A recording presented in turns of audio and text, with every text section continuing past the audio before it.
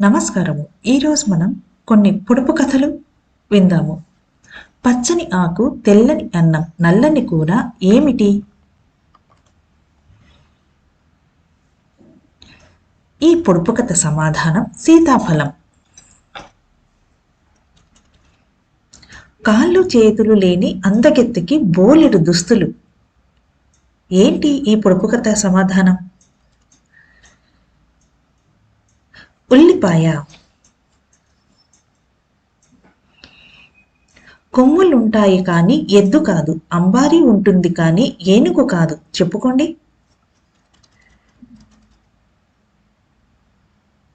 నత్త. అడవిలో పుట్టింది, అడవిలో పెరిగింది, బాట వెంట పోయేవారిని కొంగు పట్టుకు లాగింది. ఏంటి?